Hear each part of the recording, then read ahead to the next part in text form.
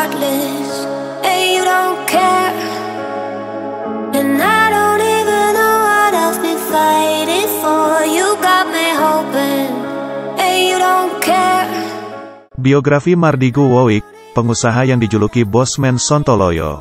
Beberapa waktu belakangan ini, nama Mardigu Woweek sedang banyak dicari-cari di situs pencarian Google. Menariknya lagi, situs Wikipedia kini sudah menghapus halaman profil Bosman Mardigu tersebut. Lalu, siapa sih sebenarnya sosok yang juga dijuluki dengan mana Bosman Sontoloyo ini sampai-sampai profilnya di halaman Wikipedia sudah menghilang? Melalui kanal YouTube-nya, Mardigu kerap mengeluarkan pemikiran-pemikiran menarik sekaligus menuai kontroversi. Seakan mengarahkan pendengarnya, atau siapapun yang merasa tersindir, dalam videonya untuk segera mengambil tindakan. Topik yang dibicarakan dalam videonya pun cukup luas, mulai dari permasalahan pemerintahan di Indonesia, politik dalam dan luar negeri, geopolitik, ekonomi, hingga pandemi virus COVID-19 yang sedang melanda seluruh dunia ini.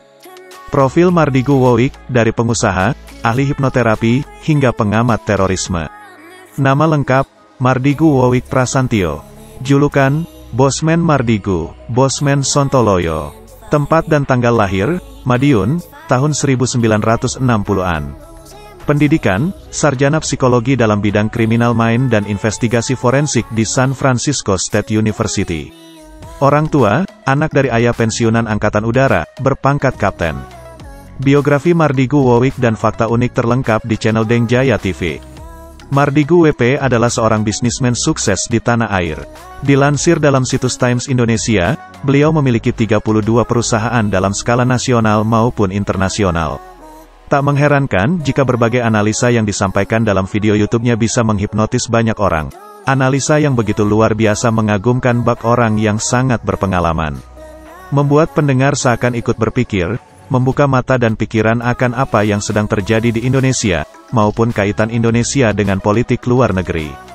Lebih jauh lagi, Bosman juga dipercaya sebagai pengamat terorisme.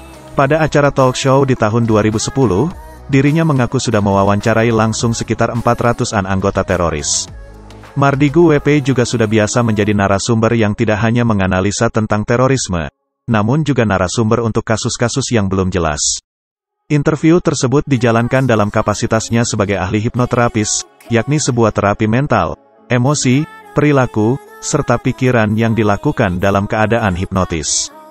Dalam dunia pemerintahan Indonesia, Bosman Sontoloyo ini juga seorang staf ahli Kementerian Pertahanan yang menjabat di tahun-tahun 2014 sampai tahun 2019.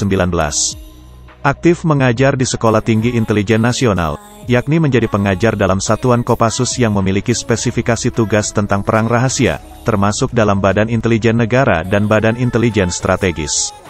Pengalamannya di dalam pemerintahan silam berlandaskan pengetahuannya yang bisa dibilang sudah di luar kepala, termasuk dalam materi geopolitik, geoekonomi, hingga geostrategi.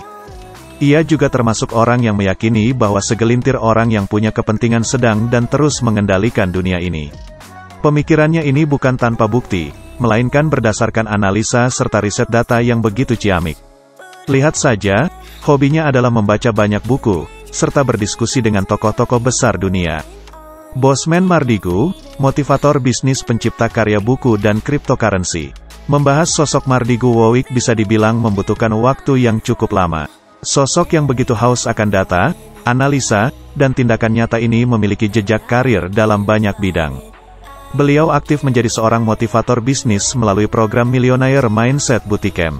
Dalam situs website program tersebut, Mardigu juga disebut sebagai seorang triliuner dengan pendapatan bisnis dalam bidang minyak dan gas mencapai hingga 200 juta dolar US.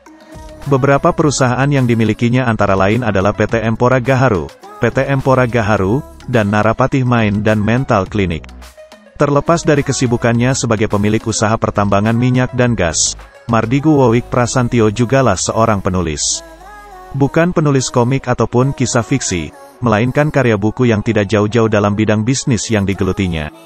Tercatat hingga saat ini ada 4 buku bisnis, 2 buku geopolitik dan geoekonomi, serta 1 buku aplikasi psikologi. Sosok yang juga seorang pendiri Yayasan Rumah Yatim Indonesia dengan lebih dari 6.000 anak didik ini memang sangat gemar membaca buku-buku yang penuh ilmu, inspiratif, dan berfaedah untuk kehidupan manusia modern di era globalisasi kini. Tak heran jika Bosman pun ikut tergerak untuk menciptakan karya buku di berbagai bidang tersebut. Selain itu, fakta menarik lainnya mengenai sosok pengusaha Sontoloyo, asal Bandung ini adalah ia juga sempat berencana menciptakan cryptocurrency pertama atau uang digital layaknya Bitcoin asal Indonesia, yang bernama Chironium. Melalui rencana produk tersebut, beliau sebenarnya ingin menggerakkan pengusaha kecil dan menengah atau UKM. Melalui PT Santara Daya Inspiratama, Mardigu dan timnya ingin memadukan teknologi logam mulia dan blockchain agar masyarakat bisa memiliki bentuk fisik dari investasi digital tersebut. Namun sayangnya, gagasannya ini ditolak oleh BI dan OJK yang masih enggan untuk memberi izin bagi investasi cryptocurrency di Indonesia dengan berbagai alasan. Pemikiran dan analisa menarik Mardigu Wowick yang viral di YouTube.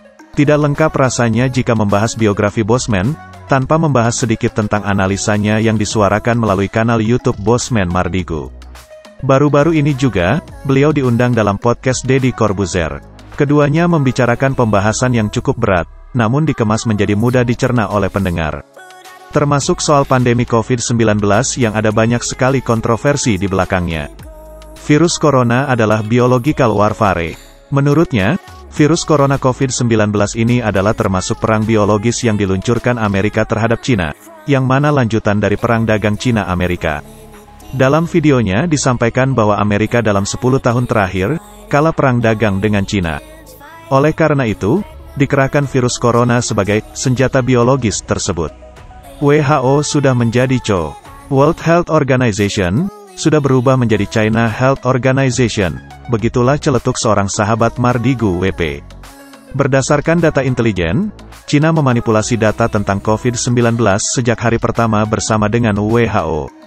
Kementerian Pertahanan seharusnya menjadi garda terdepan virus corona. Bosman juga menyampaikan bahwa, dikarenakan corona COVID-19 adalah biological weapon, Indonesia seharusnya menerapkan garda terdepan dari Kementerian Pertahanan, dilanjutkan dengan Menteri Luar Negeri, Menteri Dalam Negeri, Menteri Kesehatan, dan Menteri Sosial. Pemimpin Indonesia sekarang tidak visioner. Dimulai dengan menjabarkan sejarah Indonesia dengan Insinyur Soekarno yang membangun Indonesia menjadi negara terkuat di Katulistiwa. Nyatanya kini, Indonesia menjadi negara mediocre. Mempertanyakan apakah peraturan di tanah air ini hanya pesanan, sekelompok orang dan pebisnis asing, hingga menyebutkan hutang PLN yang mencapai 600 triliun. Jangan kebanyakan baca komik Shinchan. Mardigu WP juga mengeluarkan sindiran ringan, namun cukup menamparkan, dengan mengatakan bahwa tokoh-tokoh penting di dunia sekarang ya tidak akan ditemukan dalam komik Shinchan. Hal ini jelas menyindir Bapak Presiden Indonesia, Jokowi, yang hobi membaca komik Shinchan. Menurutnya, bagaimana mau memiliki wawasan luas akan tokoh dunia yang sekarang memiliki peran besar dalam ekonomi dan politik global, jika tidak pernah membaca tentangnya? Mardigu Wowick untuk kaum milenial, generasi penerus bangsa Indonesia.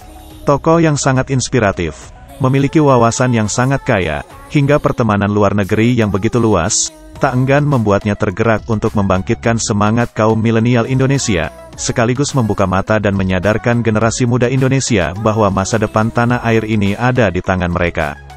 Dirinya tidak takut menyampaikan dalam video-videonya, untuk jangan pernah ragu melawan sistem sekarang yang begitu berantakan, melawan sistem yang rusak dan memberatkan masyarakat sendiri. Sadar akan sumber daya alam yang begitu kaya di Indonesia, tidak lantas membuat negeri ini kaya dengan sendirinya atau membuat bangsa asing menyembah-nyembah Indonesia. Justru sebaliknya, dengan sistem yang bobrok bagai kacung asing, kekayaan yang Indonesia miliki justru tak akan bisa dinikmati sendiri. Terus kunjungi channel Deng Jaya TV untuk biografi tokoh yang menginspirasi seperti berikut. I know it's reckless.